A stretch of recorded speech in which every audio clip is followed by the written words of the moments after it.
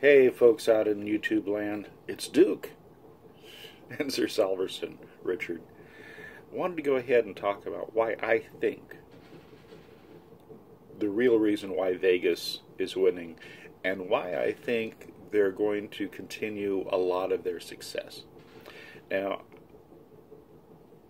I had an earlier video in which I was talking about the rather surprise that ESPN put out their power rankings and put Vegas Golden Knights at #1 in the entire league, which I don't agree with. Most of the places, if you look at, like for instance, Sagarin's rankings, they pretty much are in the 6 to 8 range, depending on which version you're looking at. A lot of people are putting them now around anywhere. I've seen as high as most of them between 6 and 10 is the region that most people are doing the Golden Knights right now, and I think that's reasonable based on everything. ESPN is being ESPN and going a little weird at times, and put them at #1. But they're winning. They're an expansion team. They didn't get together as a team. They haven't played together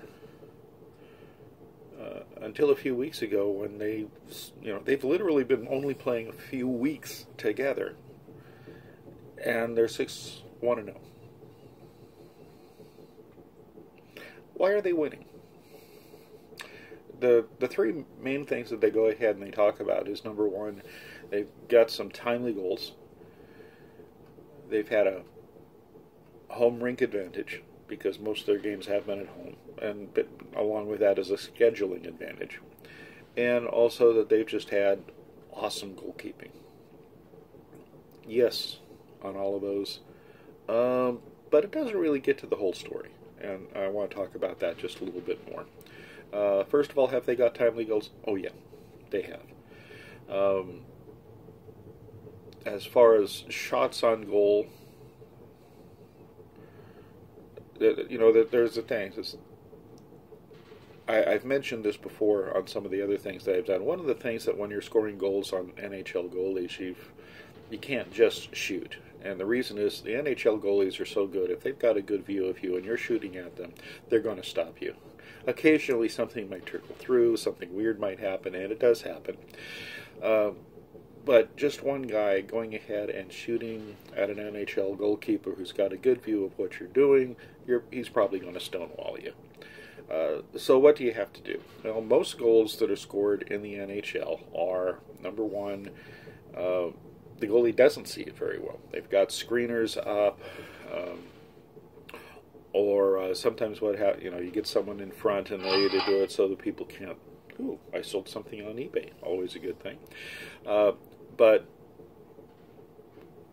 where was I? Oh yeah, that someone's in front makes it difficult for the goalie to go see the shot coming. Many times the person tips it and redirects it, so they can't get to where it goes, and so you get one that way.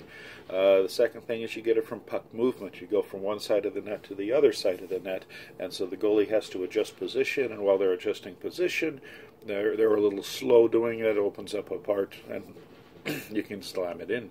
And the third way is normally rebounds. You go ahead and, again, get people out in front of the goal. People shoot. There's a rebound, scramble for it. The goalie is, he's sprawled out from having made the shot. He's out of position. So someone comes up, gets the puck, and pops it in.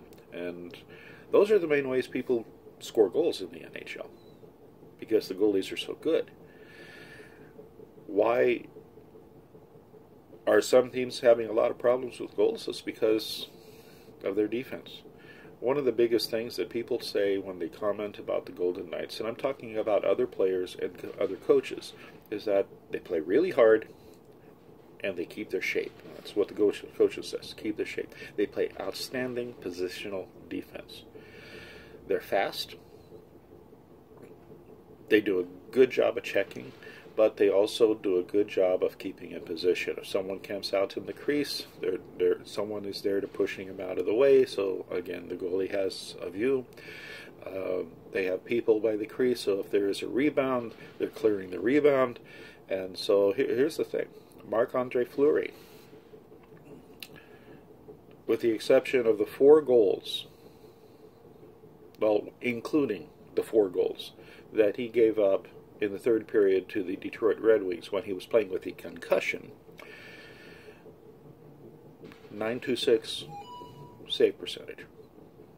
Pretty decent. If he didn't have those 4 goals, it would be it would be insanely high if it wasn't for those 4 goals. 926 save percentage. Subban, actually, believe it or not, was the best player before he got injured. 936. Dansk, I didn't see what his total save percentage is after the game against Chicago, but again, he did a fantastic job. He's in the well above the 9 level. So all of their goalies, all the way down to the number 3 goalie, is well over 900% on their saves. Most teams, you get a number 1, and they're like 9.3, 9.2, 9.1 if you're lucky. But then they have a second, and there's a drop-off to the second. A lot of times they're in the 800s or right at 9 or something. Every single one, it doesn't really matter, it seems, who Las Vegas puts in front of goal. It's because they're still going to do a good job. And a lot of that is the defense. They're just playing fantastic defense. Fantastic positional defense. They don't get out of position. They make sure the goalies get a good look. Yes, the goalies still have to make goals. Yes, sometimes they have to make good goals. But they're not making the job hard. Good positional defense, all the way from the top to the bottom. The forwards are helping out. They're doing the forecheck. They're doing the back check. The forwards are getting involved. People are getting on the ice and blocking shots. They don't get out of position. They don't leave people all alone very often. If you go ahead and have the puck going around, you're going to have someone on you pretty quick. Their power play, pretty good. In fact, that's been one of the strengths of the team. They had, again, with the Red Wings, they went ahead and shipped some goals there. They also shipped a couple of goals when Buffalo did the comeback, and they did several power play goals in the third period again against Subban. But otherwise, they've been really solid. It's been above 80%. I want to say it's 83% right now.